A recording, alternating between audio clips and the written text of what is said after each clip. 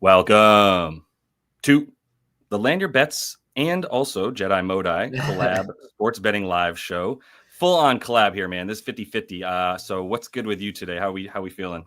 Doing great. Back at was yesterday at my in-laws. Now I'm back at my parents, just traveling around, making sure I can spend enough time with every family member. But no, things are good. Things are good. Parents' basement, which is where I made the joke last time, where everybody thought I would be over 30 years old, just back in my parents' basement. They didn't think you'd have a mic in front of you, maybe though. So that's cool. You got that going for you. Yeah, it's true. Unless it was like World of Warcraft, like that South Park episode. The headset. I could see that for you. I'm gonna be honest.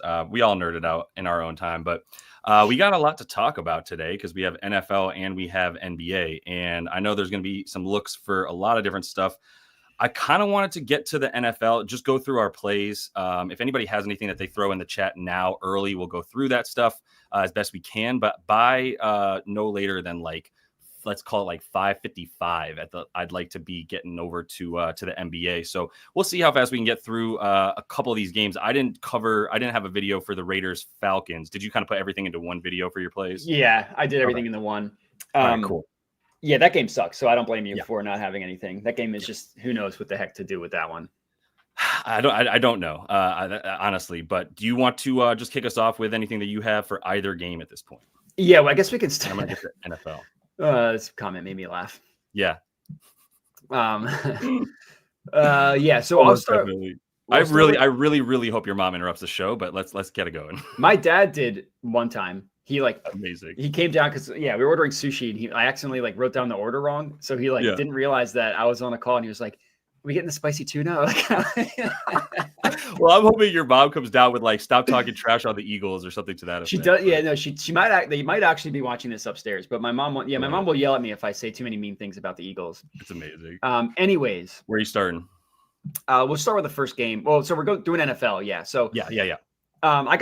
I got two plays in this one. The first game. The first one is we'll start with the scariest. Is Keenan Allen. I took him 60 plus receiving yards.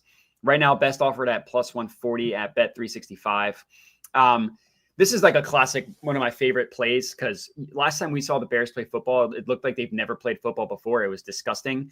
And it's like a weird situation for them where their new head coach wasn't even their offensive coordinator to begin the year. They fired the dude that came over from Seattle, Waldron, because that guy's a schmuck. Shane Waldron. Yeah, they fired him, and then they promoted Thomas Brown, who Tom Brown, because you have a more boring name. Just saying, Thomas Brown.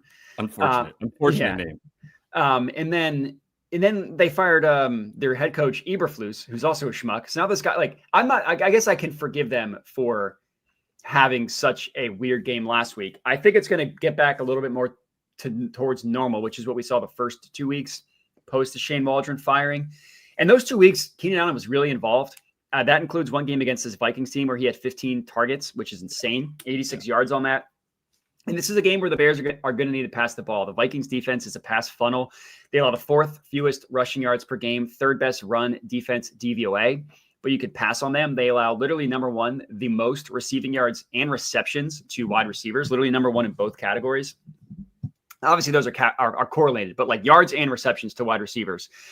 And one thing that I like specifically why I'm going with Keenan Allen is because he does most of his damage out of the slot, right? He has the highest rate of his routes run in the slot position. Yeah. But because of the Vikings aggressive defense, they blitz a lot, they also give up a lot of work to the slot position. On the entire year, 10th highest target share has gone to the slot. Since week 8, that's gone up to the 5th most. And Keenan Allen, like I said, he runs the most of his routes on the team from the slot. He's got the best separation score and win rate on the team from the slot as well. And then you look at zone coverage, which is what the Vikings run at the 6th highest rate in the league. So which makes it, they do a bunch of zone blitzes, which is why you see the correlation here. Keenan has the best separation score and targets per route run against zone coverage. So I like Keenan tonight. You could take his main line at 49 or 50.5, depending on what books you're looking at. I guess you can get a 50.5 at minus 110 or 49.5 at minus 120. Everybody knows knows that I would rather just pump that up to get plus money. So I did the 60 plus. And like I said, last time he played the Vikings, he had 86 receiving yards on 15 targets. Yep. Yeah. No notes. I think this is the guy for sure. I believe David, remind me, was that who we were talking about too? Is that who you liked more so than maybe DJ Moore in this game? Yeah. I think that's the way I would go. I really like Modi's read on this, and if someone's going to go off in this game, I think it's likely him. Yeah, agreed. Thank you again, David, for this sick little rundown here. That's so nice and color coordinated. Find you somebody who is as good as what they do as David is at producing shows after like a week of it, because this is money, and this is a lot of what you were talking about, Modi. The only thing really not on here that you were mentioning is the pressure percentage and the blitz percentage, which if you follow the NFL at all for the last 10 years and have heard the name Brian Flores, wherever Brian Flores goes means that his team is going to suicide blitz pretty often in a game and just bring the house. So I think that whoever you think is going to be getting some shorter targets, DJ Moore is still probably viable, but I think Keenan Allen against this matchup, we'll see it better from the slot, to your point, is the biggest difference, right? Rather than those sort of short bubble screens and things that sometimes you might see for DJ Moore. This is a little bit more down the seams, that kind of thing for Caleb Williams, and get it out quick. Just a quick route. We don't even have time for you to cut, man. Just keep going and get behind the linebacker, and I'll get you, right? Just run and turn around, and hopefully the ball run and turn around is literally it. If like when we were playing in like you draw the play on your hand, it's like just come right back. I like the Keenan Allen look. I have a I don't know if it's correlated. I think it's correlated in the fact that DeAndre Swift is not going to have a big game. So let's see what he's at, because I've given this out on 3 different shows now. His under on the rushing yards alone. Yeah, it's 50.5. And I said I would take it down to 50.5. I think that's what I said on our show on Sunday morning on your channel as well. That was where I was at with him, because you allowed me to give a Monday night bet out. So I appreciate that. But yeah, for Swift, it's super simple, man. This is a very good run defense. They are going to be able to stop the run.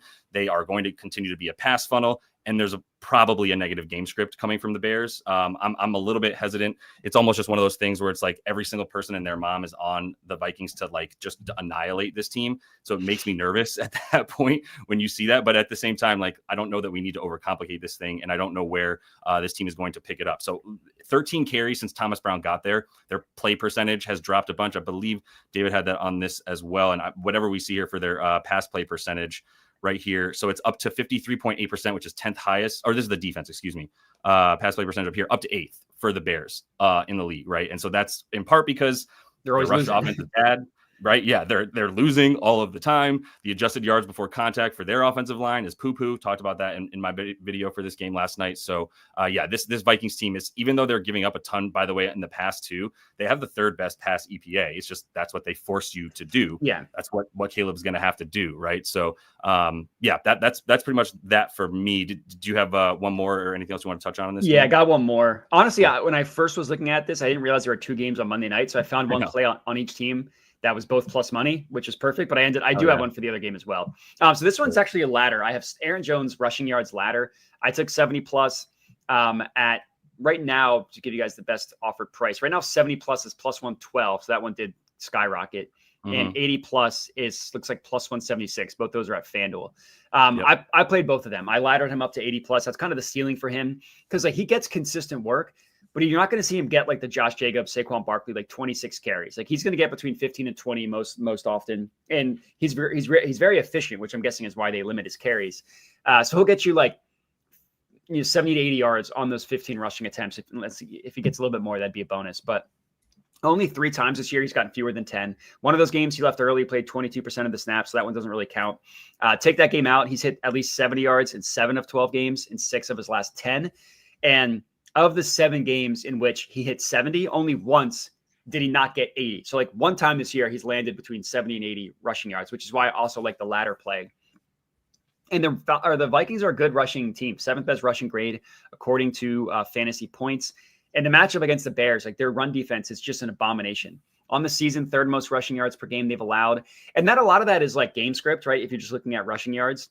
But a lot of the stuff that's not game script specific shows how bad their run defense is. Like 5th lowest stuff rate in the NFL, which is like how many carries go for 1 or 2 yards or doesn't get a first down. There's like a couple different metrics, but basically how often do you stuff a run? 5th lowest rate in the NFL. They allow the 6th highest explosive run rate, which is a good sign for someone like Aaron Jones, who kind of rattles off these explosive runs. Again, he's not going to volume his way here. And they allow the highest adjusted yards before contact per attempt, which that's a mouthful. I know me and you both have talked about that a lot, but basically just looks at normal run plays. So it takes out QB scrambles, QB kneels, wide receiver screens, anything like, or wide receiver end arounds or runs, whatever. It just looks at like normal running plays. Right. What's the yards before contact on those? And literally allow the highest. The Bears allow the highest, number one worst in that category. So I think the Vikings are going to be winning the majority of this game. I think they're going to give Aaron Jones 15 to 20 carries, and I'd be shocked if he doesn't at least get to 70 yards on that. Yep. Yeah, it makes perfect sense. I mean, this is a team we just saw him do this against. The Bears would have to come out of nowhere and surprise me to the point that you're making. Like if they're going to get in between the tackles, I don't buy that. I also consider the receiving yards, but I do think Sam Darnold's going to throw it downfield. I think he's going to have plenty of success. Like Jordan Addison is good. Like newsflash and legit newsflash because it wasn't before 4 games ago. TJ Hawkinson is healthier than he's been. He just keeps getting better. We just saw him destroy this team. They'll probably be I think they're going to continue to just do what they do. They get the lead early. They have the best point differential in the first half, or the top 3 now. It was tops in the league. Down to top 3 in terms of point differential in the first half. So they're leading. They have like in the top 10 in terms of the amount of possessions that they have leading as well. And if Aaron Jones Sr., for whatever reason, he needed to add that, not to be confused with Junior, who's probably like 4, for whatever reason, then like, I don't, the only reason to not play him is they're so far ahead that they just want to get Ty Chandler some work, which David and I were talking about. But really, I think it's going to be close enough. If it's within 2 scores, you're still going to have Aaron Jones out there a ton. So if you like him on the rush attempts for about 15, 16, I see zero reason that he's not going to be able to carve them up to the point that you're making. So I'm with you on everything Aaron Jones. What's the tutty at for him? -115. That's a hard pass. Yeah, I'm out. Yeah, not at all. I mean, 3 in a row. Congrats, but no, I don't need to mess with that. I think Sam Darnold is a good 1.5 touchdowns is one more thing I'll add to. I do think that's a good look.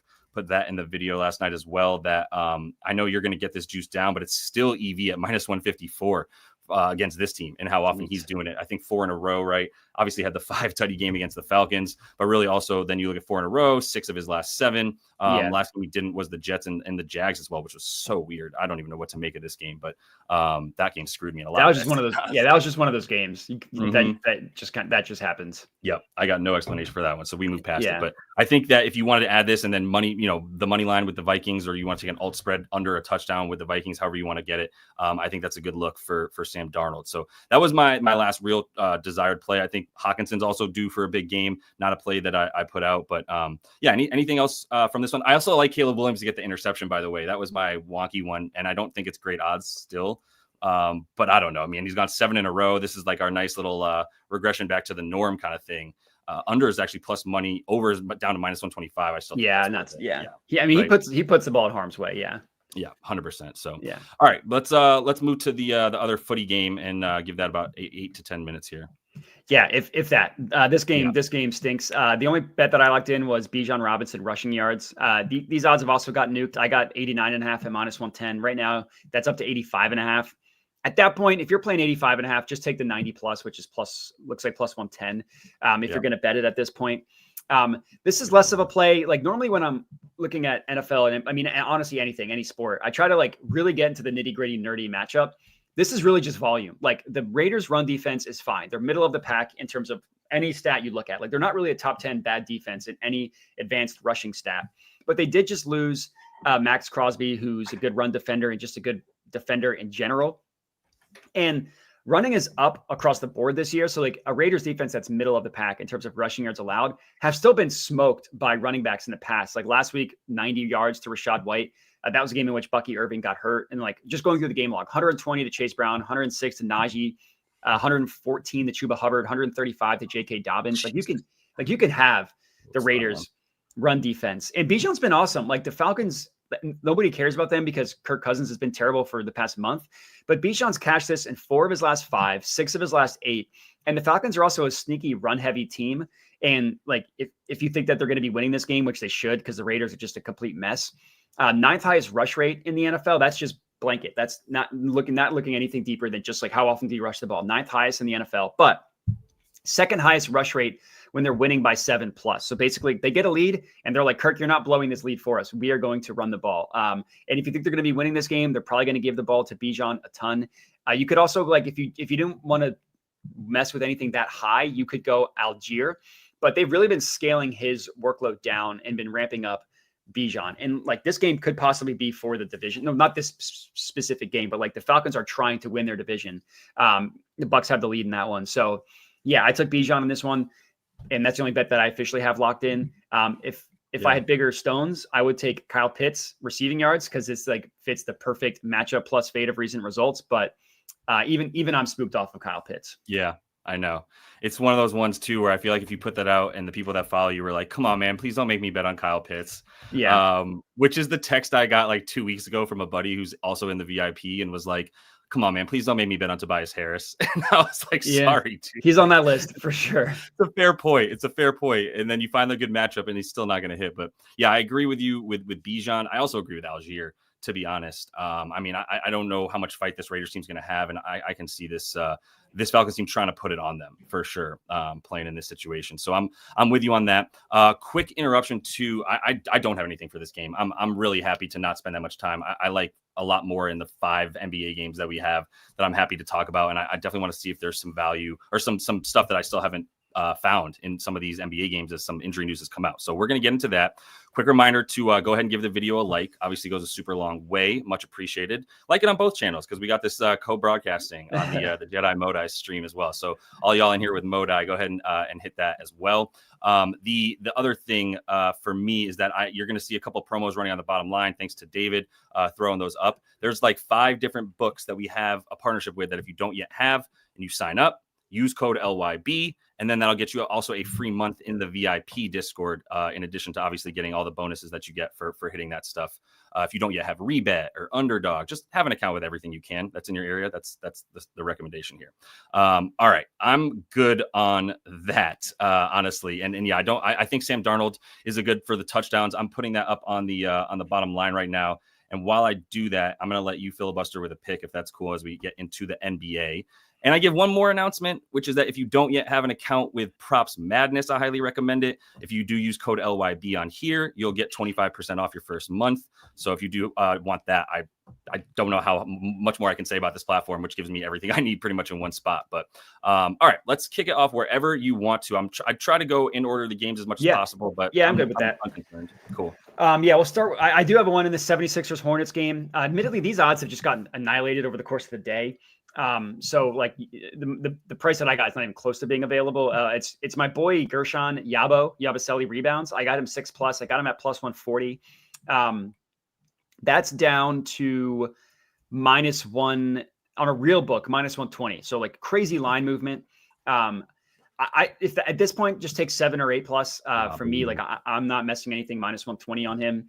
You can get 7+ at +155 at Bet365, or if you really want to go spicy, 8+ at +300 at Fliff. Like this is kind of similar to the Bijan one, where it's not really a play on like a juicy matchup. Like the Hornets are not a bad matchup. The data on them is a little bit wonky because like we don't know, like there's half the year, not even more than that, has been played without half their team. Like the centers just came back. LaMelo's coming back tonight. Bridges has been out for a little bit. Yep. So like, I don't really know what to make of the Hornets. What I do know is that Gershon Yabusele's taken more and more of Andre Drummond's minutes as the season has gone on. And that's the biggest thing here. Like you look at the game, just look at like the minutes. First 8 games of the year, only got to 25 or more minutes twice in the first 8 games. Sorry, I'm looking at, I should clarify, with Andre Drummond, without Joel Embiid. So I'm looking at with Drummond, without Embiid, because that's important. Let me bring that up for you. I got distracted, but I'm gonna do better for you. No, you're good. No, yeah. I guess I honestly with Drummond in and with Embiid out, right? Correct. Yeah, that's correct. Because like games without Drummond aren't always super helpful. Yeah. And then you go to the minutes. I think there should be 14 games. Only twice in the first 8 did he hit 25 or more minutes. He's done that in every game since. With the clarifier, that one game I'm rounding up, he had like 24.7 minutes. So even if you don't allow me to round up, it's 5 of 6 in his last 6 games.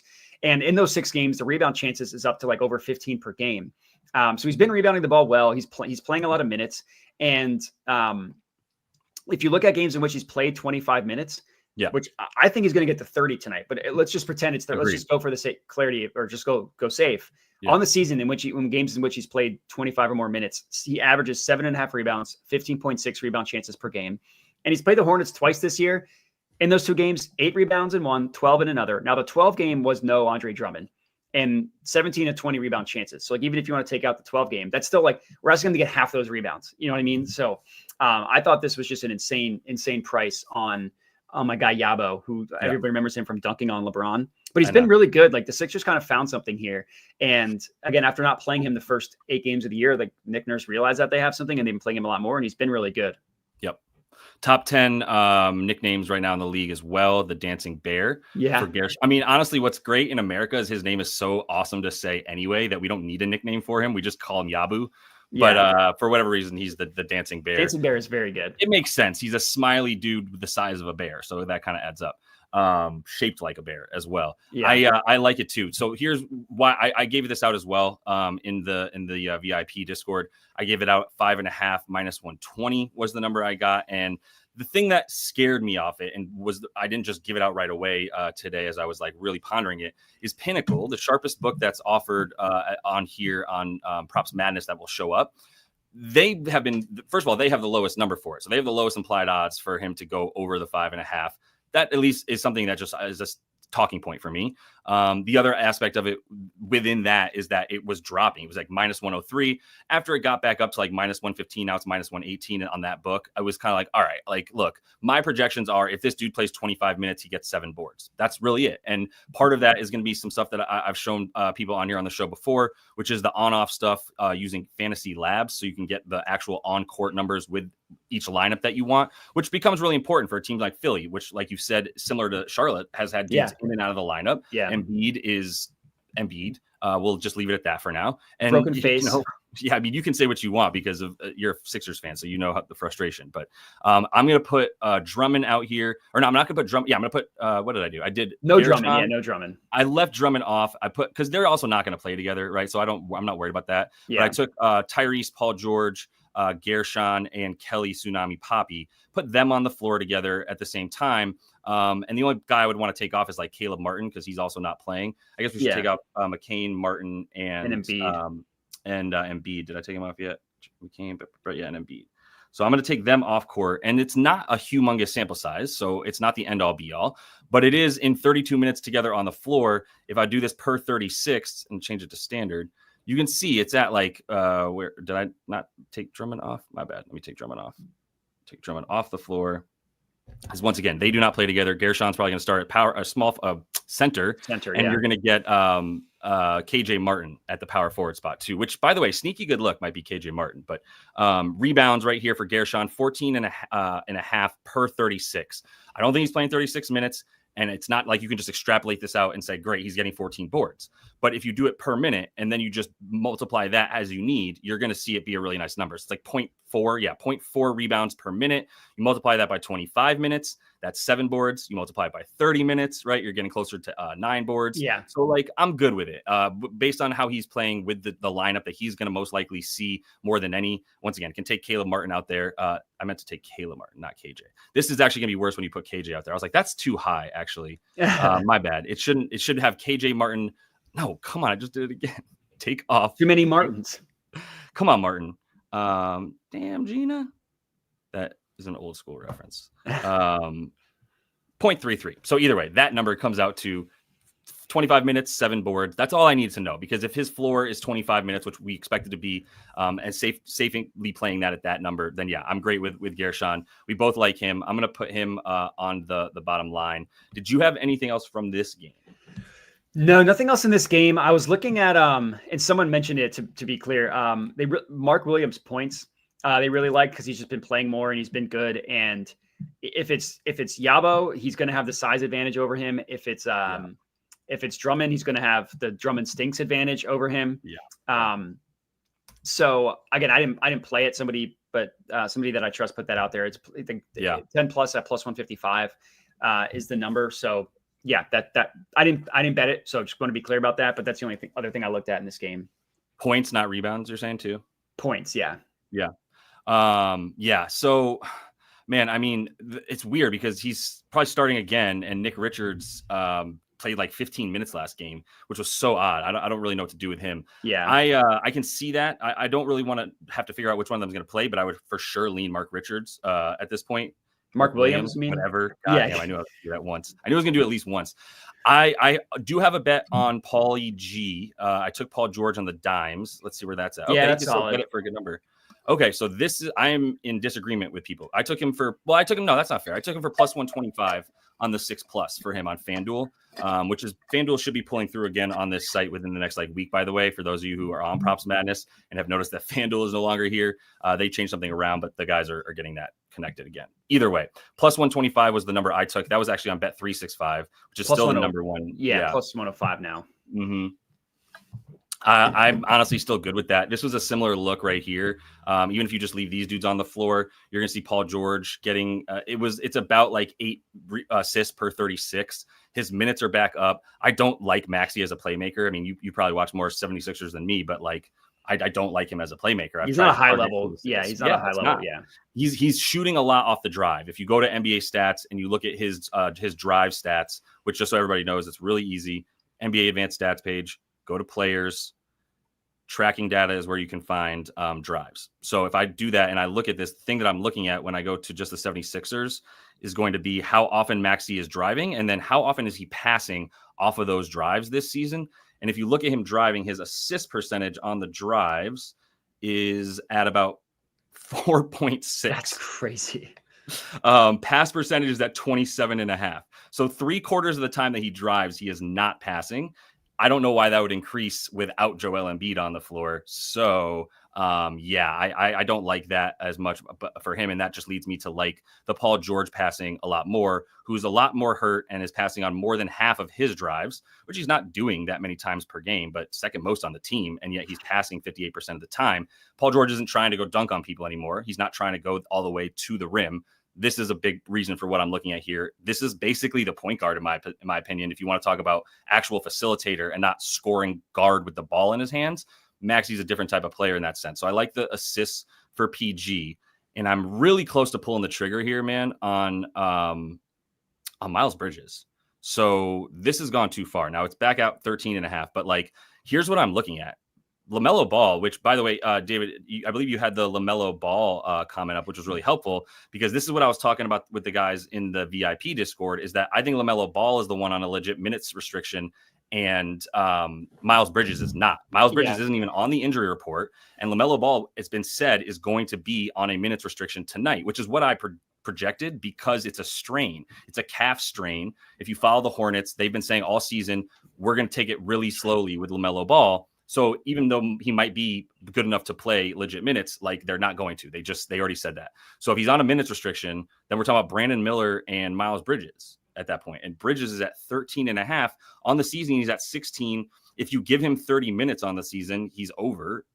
Obviously, that sounds silly to even bring up, but if you give him the 30 minutes, he's over in 5 of 7. He's at 17 points a game. I got to believe he's at 30 minutes tonight. I'm talking myself into hitting this at minus 105 now is where we're at. Any qualms with that? I'm happy to take rebuttals to see what I'm missing here. No, I don't have anything. My only rebuttal is just play 15 plus. If you're going to play over 13.5, just play 15 plus at plus 115. Yep, that's the classic plus money banger that you're going to get from Modi. I also like that it's minus 131 on Pinnacle, obviously. Yeah, I'm going to bet that. I'm putting that on the bottom line right now. That's one that I haven't added yet. So I've got your Yabu bet. I've got my Yabu bet. I've got PG over 5.5 assists, and I've got Miles Bridges that I'm about to give out as well. I'm taking that over 13.5. I get what you're saying too about the 15 plus. I might even just go 3/4 of a unit and 1/4 of a unit, but I got to take over 13 points, 13.5. I think he's good for at least 15. Easy, that's super low. That's super low. It's just too low. This is not a great defense. Yeah. Yes, Mark. That. I'm glad you brought that up, and thanks for sharing that one, David. I think so. I hate to say cash out. I don't. 23.5 is still really low. I mean, real quick, if we do this for LaMelo and you just want to look at how many points per minute he's scoring, we don't even really have to do it here, but it takes 2 seconds. Go to Charlotte. I'm just going to leave it as is. I'm not even going to change anything. I'm just going to leave LaMelo on court, and per minute, LaMelo Ball is scoring 0.92 points per minute. It's stupid. Basically a point. Yeah, that's point a minute. So let's say he plays 25, super conservative. We know what that is, basically. It's basically 25 points. It's 23 points. So they probably have him at the projections from the books, and the people that are making projections is probably 25 minutes tonight. If you think he plays a minute more, I have no reason to think he's not going to score 24 points. I'm going to actually change my answer to don't cash out. I rarely would ever recommend to do it. But I would say let it ride, man. I don't know. Did you have a thought on that one? I mean, you're never going to feel bad taking LaMelo Ball points because you know he's going to shoot the ball a ton. And like, that's not like the best logic, but sometimes it also is. Sometimes it is, because if you ask yourself, are you going to be more pissed? Let's do it this way. Are you going to be more pissed if you cash out and it hits, or if you don't cash out and it doesn't hit? Let that be your guide for this one, because I think it is close to 50-50 in that point. All right. So I'm good on this game. I was obsessed with this game because I like when there's dudes that are out of the lineup and you can really use this on-off court stuff to help you kind of see how maybe the books are not giving enough value to a player. Like Gershon is kind of where we're at. So yeah, I got Miles Bridges added to the card now. Anything from the Heat Pistons. I am on a strict no Miami Heat diet for anybody who's been following along. I don't bet them. I don't know what Spo's going to do. I don't know what Jimmy Butler is going to do. I'm out. I'm just out. Yeah, I didn't bet this game. It would be Duren, but he's been out for like a week, and I don't know how much he's going to play. And his rebounds have been like really weirdly down the games he played up until being out.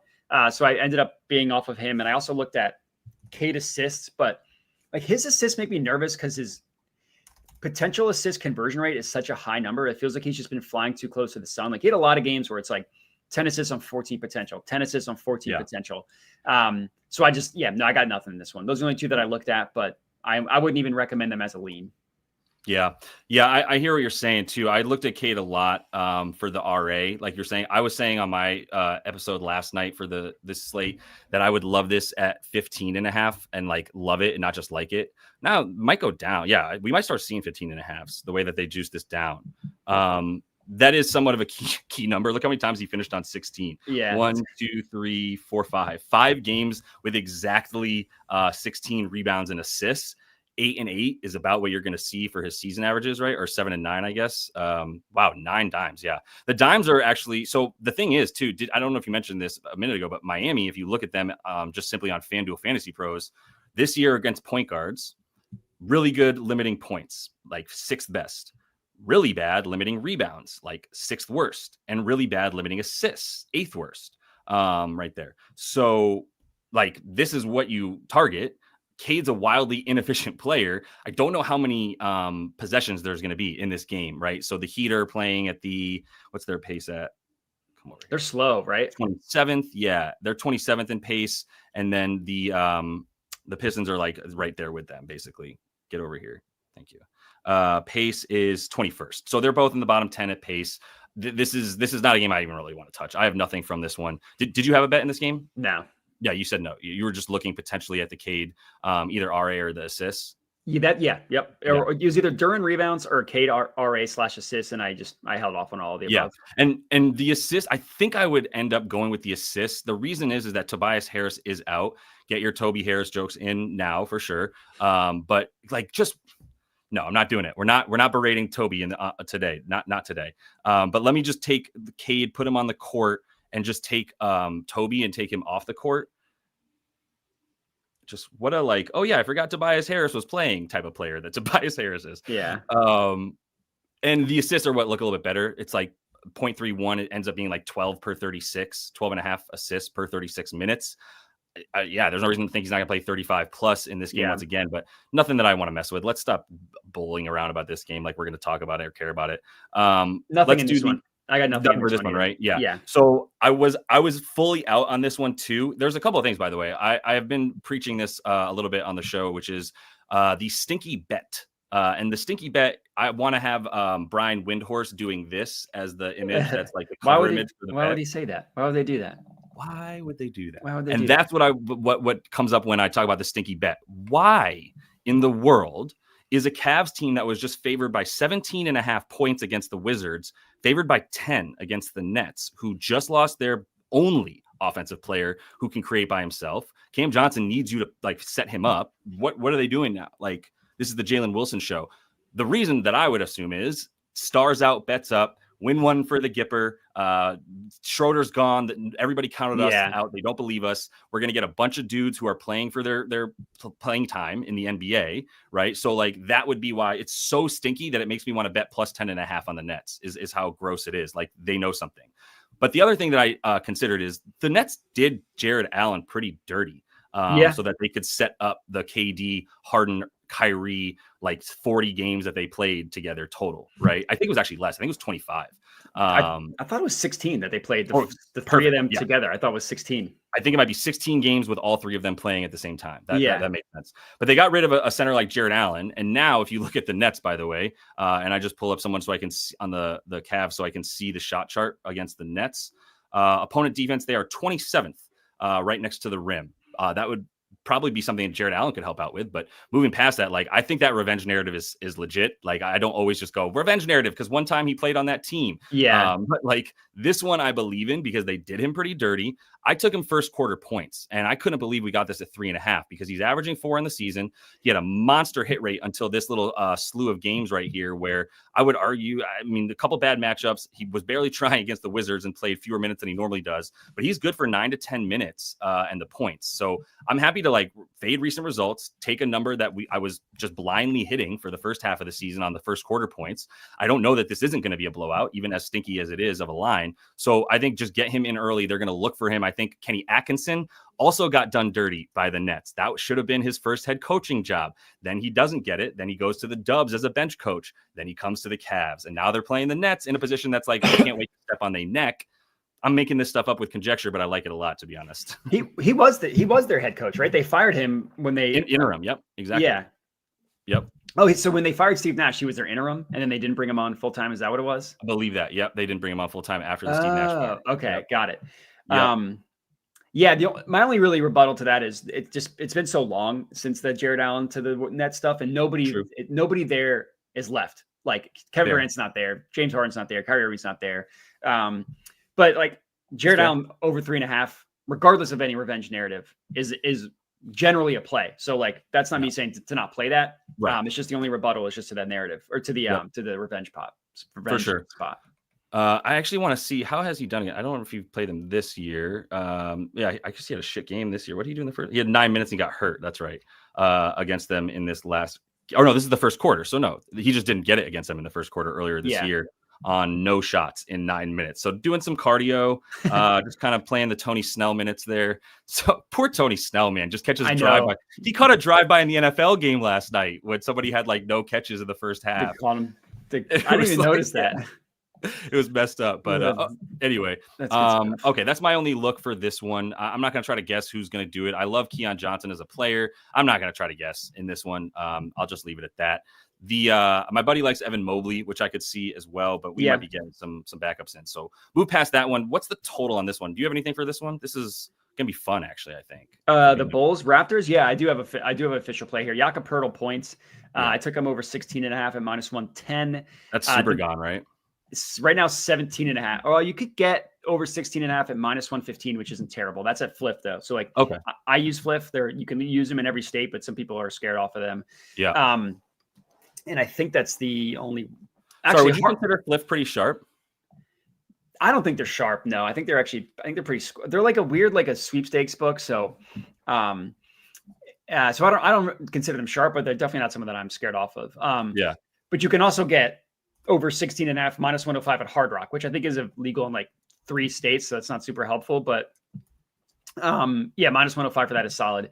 I mean, the matchup is as good as it gets against the Bulls. I mean, like literally 30th out of 30 in terms of points per game to the pick and roll man. That you can look at right up there on Props Madness. I hate that they don't give data off of cuts. It's so aggravating. I know. It's so stupid. It's tracking because it's tracking data, right? No, but cuts up is a play type. If you go to play type, cuts, but they don't give. Yeah. If you go to cut, they don't give defensive data. So that's not a Props Madness thing. That's an NBA.com thing. Right. That is weird. Yeah, it's there's annoying. That, and there's the fact that you can't separate play type by recent game. Yeah, that would be killer. Which makes no sense. Yeah, I want to know, like, all right, in the last 10 games, like, what's different? You know what I mean? Like some stuff, especially when you get to like March, like everything being weighted equally is not the way to do it from like stuff at this point, anyways. Yeah, agreed. 30th out of 30 points to the pick and roll man, and we can presume that they are bad at guarding cuts because look at like if you look up just to the right, players with a similar scoring profile, 7 of 8 have hit their over against the Bulls by an average of like 4.75 points per player. All these roll man guys rim running centers. I mean, he's not a rim running one, but he's a pick and roll guy, I should say. All these roll man guys. Yeah, they're just or roll guys. Yeah, they're role players. Yeah, roll man. Rolling men. They all feast against the Bulls, and what I like is that on the entire season, the Bulls have the 5th worst defensive net rating, I think, on the year. Over the last 10 games, they haven't been as bad. Only it's still bad, but the 9th worst. But on the entire season, the Bulls have allowed the most points per game in the restricted area. Number 1. Over the last 10 games, the Bulls have still allowed the most points per game, made field goals in the restricted area. So, like, even though their defense has been better, they're not any better guarding the RA. And I mean, that's where Pirtle scores, I don't know, like, go back to his player profile. Like, I forget the number, but a gajillion amount of his points in the restricted area. Oh, yeah, all of them. Yeah. And the other ones are just a push shot. It's like either the restricted area or right outside. Yeah. And against Vucevic, he's just going to go at him, right? 100%. Yeah. I mean, Vuce is a traffic cone. Oh, awful. Yeah, I haven't looked at their stats, but I want to look at Pirtle versus Nikola Vucevic last 6 games. I haven't looked at that head-to-head. Yeah, I mean, in the games where, if he saw 30 minutes, he got 21 points, 31 for 15. And I mean, look, this isn't going to be apples to apples either. Obviously, this is a different situation. Some of these games probably had some version of Scotty Barnes or IQ or, Pascal when he was on the team, something like that. So this isn't apples to apples, but for what his normal numbers are, I would say this is a nice increase against a really bad offensive center. And if you look at the points per minute for him in these seasons versus this season, where he's at 16 points a game, probably at about 30, 32 minutes per game, not even, then he's at about half a point a minute this year. So I have no problem. I couldn't take it at 16 and a half. I wanted to take it. So I have RJ on the rebounds and assists, which, by the way, let me add that. Yeah, that's good. That's good. Real quick, David, if you don't mind, can you add Modi's bet there to the bottom line that's scrolling, which was just Pirtle over 16 and a half points.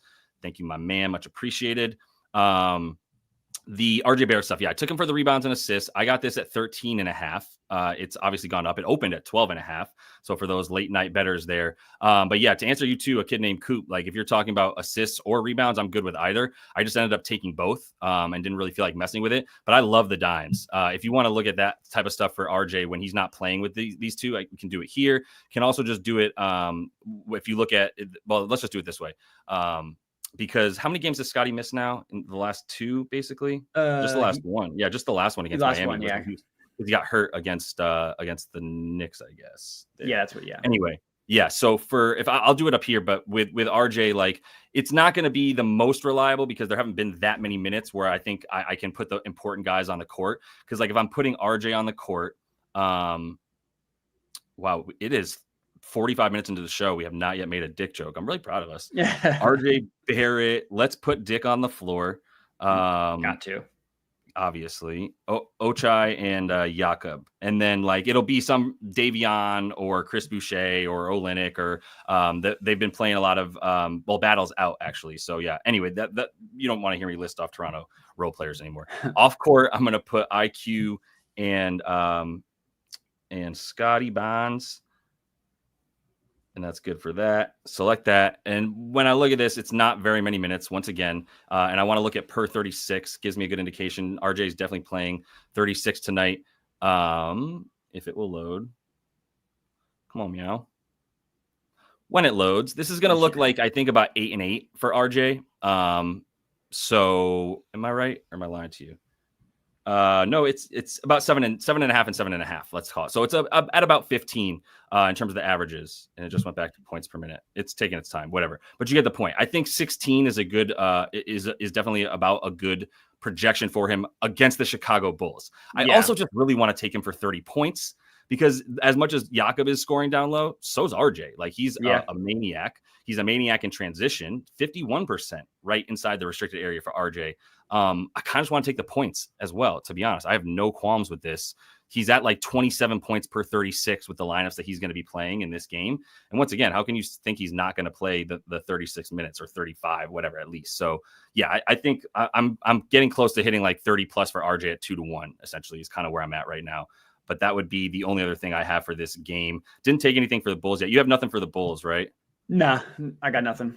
All right. And I'm just going to look at a couple of things because I know people brought some stuff in here and we can see what they like. The the Kobe White stuff that people were talking about, or what do I have? Grady. Sorry. There was Kobe White's talk, and then there was Dick talk as well. So the Dick conversation, I don't know. He's been bad recently, and like I get like Scotty Barnes was back for a lot of that. But to me, he's like spot up guys aren't really the ones if my memory serves. Yeah, you're right. I mean, as bad as this defense is, 16th against spot ups is very, very good for it. Exactly. Like if you're telling me like they're below average at everything else, 16th for them. Exactly. Yeah. Here's the only thing though that I keep coming back to with him. I'm going to go to players and shooting and look at the wait, no, I lied. I'm going to go to players tracking, I believe. No, wait, give me a second. No, players. Maybe it is shooting. What are you I'm looking for pull-ups. No, it is it's tracking, right? You can do it multiple ways. It's tracking and it's shooting. Shot dashboard. Okay. Well, yeah, I'll do it this way. So if I go to pull up shooting and I look at the Raptors, basically everybody that's left on this team other than RJ, he's the top pull-up shooter.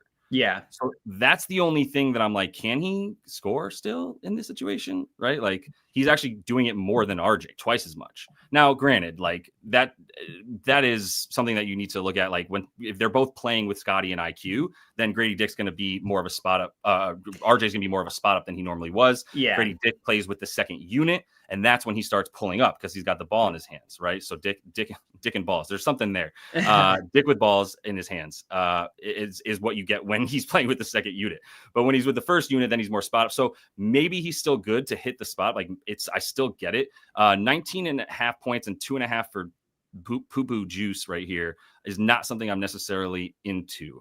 This is a bad team. 19.5 is too much. I guess that's the biggest thing. It's too many points for him, which I get it. Like, yeah, the matchup is there, but I just think it's better for other players on the Raptors. Yep, agreed. Like even like a Jacoby Walter, to be honest with you, but he's also gonna be doing a lot of spot ups. So are the Bulls bad in the corner? They're just bad. No, actually, they're not as bad in the corner, are they? So they're average. Really well, not yeah.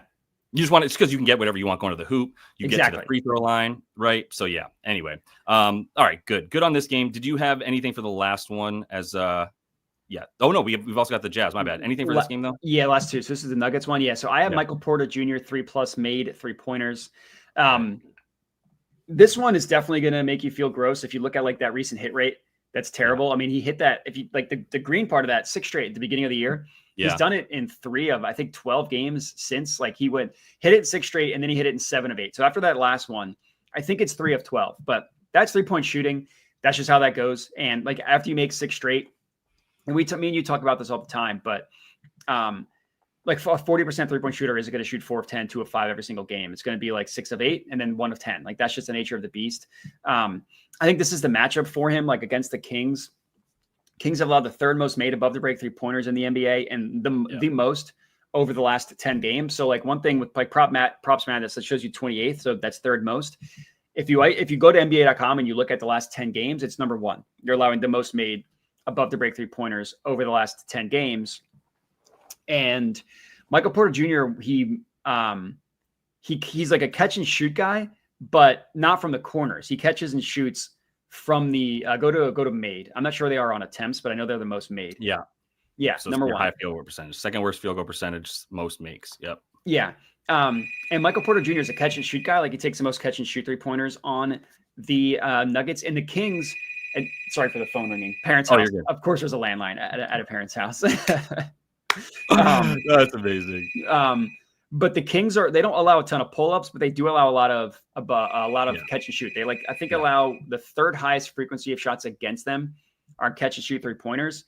Yeah. And then pull-ups is I forget the number, but is not that high. So you want to target a catch and shoot guy. So yeah, I just like Michael Porter Jr. like to bounce back. So and if you go to catch and shoot 3-pointers, it's even higher. Yeah.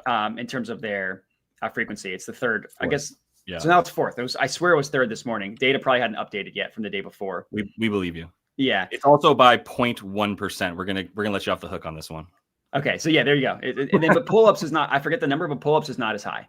Yeah. I don't know what the number is, but I know it's not as high as catch and shoot. They are 5th fewest. They are allowing the 5th fewest frequency of pull-up 3-pointers, and the overall 2-pointers a little bit worse. They are pretty bad against the mid range actually, which you can see here.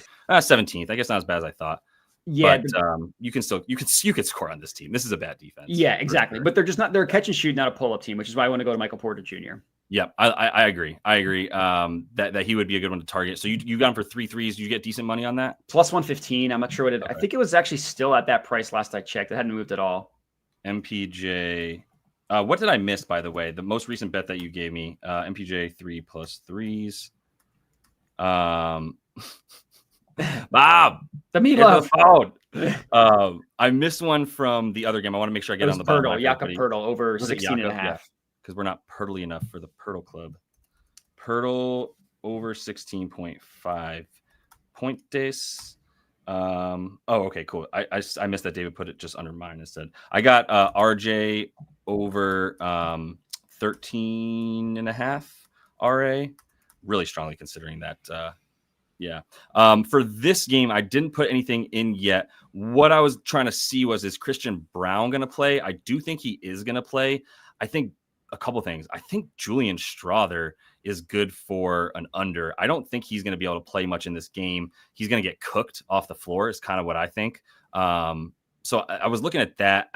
I don't know if Christian Braun's going to play, though, which is going to open up time for somebody. Yeah. I think Russ is going to end up starting. That's who I would like to be targeting in this one. Russ in a fast-paced game. This one's at like 240 as well for the total. We're 237, bet up from 236. Yeah, like that's where I'm going to be looking once I get a bit more injury news and dropping that in the VIP is some stuff for Russ if Christian Braun is not in. That's where I'm looking. But I think you're totally right. Just anybody that's a spot up. Jamal Murray and assist was just brought up by Kindly C, like that name too. What's he at? 5.5? And so you're saying 7.5 or 7+ for plus money, which is exactly what Modi will see. None of your minus 145. I'll tell you that. Absolutely not. You can take that to the bank. So assist for Jamal against a team allowing the 11th fewest assists. If we look at PGs, which is what we'll call Jamal, they are pretty good. They do allow a decent amount to point guards. Mm-hmm. What's that, like 6th, 8th most, something like that? It's about 7th, 8th. Do we consider? Yeah, I mean, we consider him a point guard. It's just a different offense. That's the thing. Like that's why I wish Courtside Pal was still alive. Because like his playmaking is going to be different than a typical point guard. It's not going to be a Chris Paul, Trae Young type of playmaker because like Jokic does a lot of that stuff. So his playmaking style is more similar to a shooting guard. If you look at if I remember correctly, going off of Courtside Pal. So I looked at his assists, but it's just like I just never know between him if he's going to be if he's going to be a passer, and without knowing deeper about like the profile and stuff, I held off. Yeah, I see that. He did have 11 potentials in the last game and only got 3, but that's not quite as much like regression to the mean moment in time for me. Like just because his teammates didn't hit doesn't mean he's going to get 11 potentials in this game. I don't think I can guarantee that. I was actually just we got a question about the points. I think I would actually rather play the points and assists while understanding that. Well, what's the deal with the dribble handoff? Yeah, they're bad at the dribble handoff. This is the type of stuff that I'm thinking of is like, this is a team that puts a decent amount of pressure on the ball. So it kind of does force the ball out of Jamal Murray's hands. What's he done against them? They haven't played this season. And I'm pretty sure they have not played this year. Yeah. No, but last year he had 32, he had 12 one game. This was a 29-point loss. So we'll give him the benefit of the doubt on the 26 minutes. Then they won by 21. He played 33 minutes. He had 12 potentials. Everybody was in that game. The points that he went off, he took 15. He had a crazy good shooting game. Yeah, I don't know. I don't think that there's a beatable number here for Jamal. I don't know how to find an angle to bet on him. So, all right. I know a lot of you are in there, but since we got Modi, we have had plenty of bets in here. Let's take one look at this game, see if you have anything, and we'll dip out. Yeah, I got 2 in this one. One I know you're not going to like, so I'll be short. I took James Harden assists. And I totally get it. Like his recent stats is not someone that you want to take their assists. Like his potentials aren't anything that's super encouraging. I totally get it. But this is kind of a similar thing where like in a matchup against the Jazz, like last time he played them, he had 22 potential assists and he had 11 actual assists. He just dominated them. And his hit rate hasn't, like he's missing 3 straight, but like 11 the 2 games prior to that, which isn't terrible. Like the potentials are okay, like 17 and what was the other one? Like 17 and 18. That's pretty good. And it's been down the last 3 games. Harden's an effort guy, so like, is he going to care or not? You never know. But if he's playing a bad defense, that's when he can put up stats, and that's when you see the prime. Like Harden's like the opposite of an Anthony Edwards, who doesn't like. Oh, actually, Anthony Edwards always goes hard. He's probably not the best example. He does, but yeah. He's like the opposite of someone that only gets up for the big matchups. He's the opposite. Yeah. He only gets up for the bad matchups when he can. He can dominate like prime Harden. And it's just a good match. Like the Jazz are just like, they're not the Bulls, but they are a very good matchup for point guard assist props. Like basically anywhere you look, they give up the second most. Props.cash Fantasy Pros, second most on the year. And then if you want to look more recently per hashtag NBA, fourth most over the last month. Going through their game log, like 7 of the last 10 point guards against the Jazz have hit their assist prop. And a lot of them have smoked it. Like Tyus Jones had 11. His over-under was 7.5. He's so good. Darren Fox had 9. His over-under was 5.5 in the same game that Malik Monk, I think, had 8 on an over-under, also of 5.5. And I'll buy the dip. Like you normally see Harden at over 9.5 for even money. I got over 8.5 for minus 105. It actually got to plus 100 at one point, so I didn't even get the best line. I think that's been nuked a little bit. The 8.5. Yeah, it has. Yeah. Do you think you wouldn't be playing this at minus 125 or higher or lower? I mean. Minus 125. Let me see. Yeah, I would at this point. I'd go give me 10 plus 130 at Bet365. I could have answered that for myself. Yeah. You, but I mean, if you're betting 3 to 5 bets a day and you're playing minus 120, like it's just going to be really hard to make money consistently. Right. Unless you're like, and that's what we've talked about. We've talked about that together. That's a quick like learning moment for everyone, which is like Modi is not necessarily playing as much volume as other bettors, but he is playing them at plus money. That is a better way to go if you're going to keep that volume low. And honestly, if you keep it high, it doesn't necessarily change that too much. But to your point, like you're trying to actually like make profit. So you're going slightly fewer bets with better odds for the return. Sometimes smaller units, sometimes same one unit. Yeah. That is one way to do it. And then another way is that you throw out, you bet 10 to 15 in a day and you're playing volume and you're going to have a hit rate maybe still around 54%, but that's going to be enough to profit at minus 110 to minus 115, which it feels like minus 115 is the new minus 110 because fuck the books. But that's kind of where we're at. So cool. I get it. I'm not going to poo-poo this bet at all. This makes total sense. I'm going to tell you that I'm done with this man. Yeah, for sure. I get it. Yeah. I'm so fucking out on him. But you know what's interesting? And I'm starting to talk myself into this. Also, by the way, if you are at all been paying attention to any stuff I've been doing, I will be betting this man until you pry his bets from my dead fingers. Like I am so all over. Why is he still at 9.5? Like, is he at 19.5 PR? Maybe I'm dumb, and I get that. Like Jordan Clarkson is back in, which he was back in for the last game. Cody Williams isn't going to be in, even though he's healthier. Like, there's nothing here that's changed over the course of this. All of this green that makes me not want to take it against a team that he's going to play 30 minutes because it's got Zubac in it playing 30 minutes. So he's going to match Zubac's minutes. Filipkowski's back too. Don't care about that. I'll tell you that right now. He's not going to be able to handle Zoo. Filipkowski's going to be a great stretch 4, even 3. So yeah. And this is David talking for me, I think, which is great because he knows how much I love Walker Kessler. So I bet this over 19.5. I got it minus 120 as well. Hasn't moved. Don't care. Love this bet. So I'm going to just give that one right now. And then David, sorry, also if you could throw that on the bottom line, much appreciated for the Walker Kessler bet. And I'm now really talking myself into Kevin Porter Jr. as a form of like also fuck James Harden. So here's what I was looking at because I was like, how come every time I bet overs and I bet unders equally here for James Harden, but I'm like, how come every time I bet on James Harden, if he does well in the first half and it's an under, I'm okay because I know in the second half he's going to suck.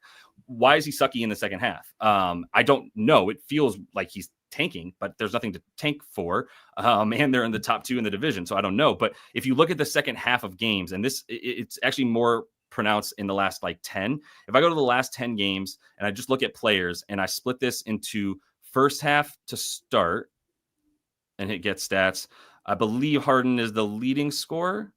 Yeah, 13.7 points. He's taken 10 shots. He's got 4.2 assists per game in the first half. Kevin Porter's down here in the 7 games he's played at just 10.5 minutes, 4 points, right? But then if you go to the second half, he's better than James Harden. And I don't know if this is because they've been losing some games, or he was. Maybe it wasn't the last 10. Maybe it was just on the season. He was better than James, but he goes up to 8 from 4. He doubles his points, and that gets you to 12. Maybe it was like the last 6 games because he's been on a heater for like 6 games in a row or something like that. But either way, maybe it was just the 3 that I looked up. In the last 3, he's outscoring James in the second half. So I'm just kind of like, is this going to continue? Can I bank on Kevin Porter Jr.? They don't have as much offense. Like Chris Dunn is good, probably going to get minutes too, and I don't mind an over for him. But I don't know, man. I'm really close to betting on KPJ if he's going to get like 25 plus minutes, which he's gotten 24-ish in the last couple games. One was without Harden, I'll give you that. So, but I don't know. I think he's still going to be a force at 24 minutes. So I'll be looking at that one. I haven't bet that yet, but anyway, I think we're good. Did you have any parting words for the people? I got one last play in this game, and then I'm good. Sorry to not let you do that. No, you're good. It's Norm Powell 3-pointers. Norm Powell. This one's more in line with something that's not going to freak people out. Like he's missed this in 2 straight, but he hit it in 4 straight prior to that.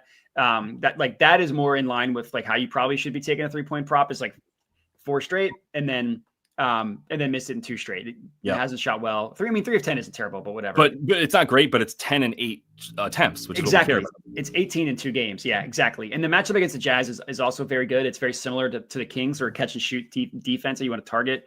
They allow the 3rd most made 3-pointers overall, just like raw 3-pointers made. But over the last 10 games, literally, so the most attempted catch and shoot, above the break 3-pointers. So the Kings allow the most made. The Jazz allow the most attempted above the break 3-pointers in the last 10 games, and the 3rd most made. Same 10-game stretch, they allow the 2nd most catch and shoot 3-point attempts as well. Norm Powell, he's like kind of a mix between pull up and catch and shoot. Like he doesn't catch and shoot nearly as much as like Malik Beasley, guys like that. But he does shoot a ton of 3-pointers. He shoots the most catch and shoot and the 2nd most above the break, only behind Harden. Only Harden takes more above the break than him.